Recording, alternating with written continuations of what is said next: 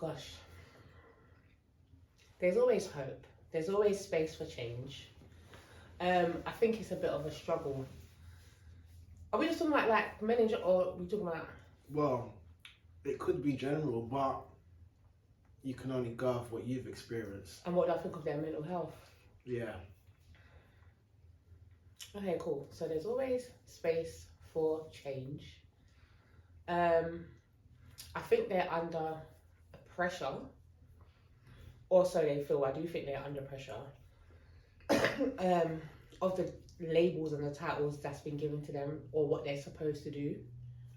And I think it doesn't help because they don't know what it looks like. So I think men are told they're supposed to do this, as well as women. Do you know what I mean? This is your role, this is your this is your that.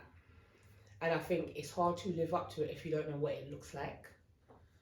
And everyone that you interact with, there's a different requirement for that person. So there's not like a blanket, you treat everyone the same. In terms of maybe my interaction, it's my mirror. That's how I'm seeing it. It's more of my mirror for me, like the men that I meet. So sometimes I don't... Damn. This is a hard one, Jay. I don't always think I'm always in a good space for whatever reason, like whether it's my health or whatever. So sometimes I don't necessarily make the best choices.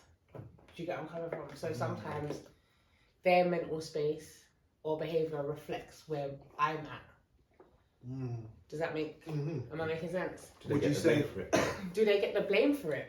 I think if I was younger, I would blame them, and I mean not necessarily in a bitter way, but I think it doesn't take away from someone doing stuff that triggers you or upsets you. So it's not taking accountability for that. But I think I'm at a space now where it's more you look at these things as mirrors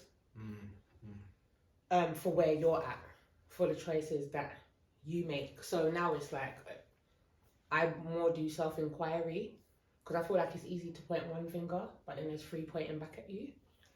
So I know people like to say you attract what you are, but I don't think you necessarily attract what you are. I think there's just a reflection of certain things. Because it doesn't mean if someone doesn't treat you nice that you're not worth being treated right. Do you get what I'm saying? I just think sometimes we make choices based on how we feel about ourselves. So is this making sense? Yes. Yeah, I hope so. Making sense. So sometimes I think when it comes to people dating, it's kind of where you act to what you choose.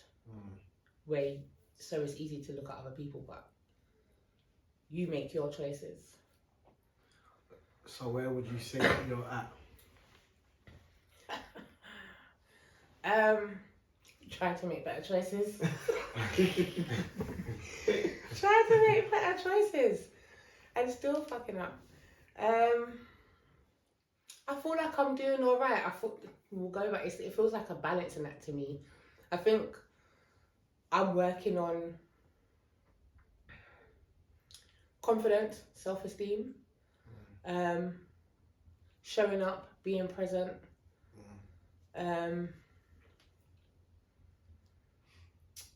And sometimes it gets skewered and might be choosing stuff from a place of pain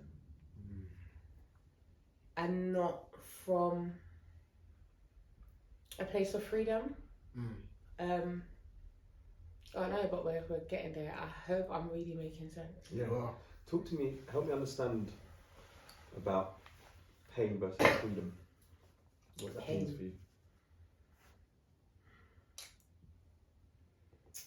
Pain versus freedom. Yeah.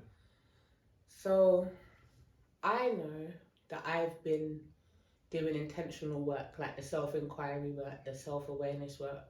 So the pain part is I kind of see that as who I've been, or who I was, or the trauma that's happened or stuff like that. Mhm. Whereas the freedom space, I guess, it's the unpacking of all that you're not, Mhm. and then you get to choose from a space of wholeness. Because I guess there's that, you feel broken in your trauma, you feel broken in your pain, and it's, what did I do wrong? What could I have done better?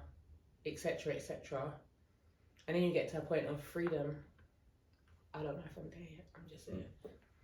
But that you feel lighter, and your choices come from a different space, and I guess they're a bit more intentional, and it's more. It mirrors who you want to be, or who you're becoming. So your choices kind of align with that than aligning from a place of pain. So the and not just intimate relationships, but the relationships you choose in general to be in your life. Do you feel like you get sent? So like you talk about mirror, just to add enough, just put another spin on it. Do you feel like you could potentially get sent someone who might not be your mirror, just a bomb? A bomb. But for you, in order for you to learn how to express your boundaries, if that makes sense. You say a bond. A bomb, like A who bomb. just come and just boom, might try and bamboozle you, play mask, play sweet, and then go on underneath. 360. Do you know what I mean? Like, do you feel like sometimes you're sent like these individuals or people that they're not necessarily a mirror, but they're there to help you to learn how to to have empathy for them and experience, or to learn how to express your boundaries or communicate your boundaries. Yeah, definitely. I think we choose his experience. You know, like when you watch Matrix and they go, "Wake up, Neo." Like, I feel like you're choosing these experiences to wake yourself up sometimes. So, sorry, my throat. So, I definitely feel like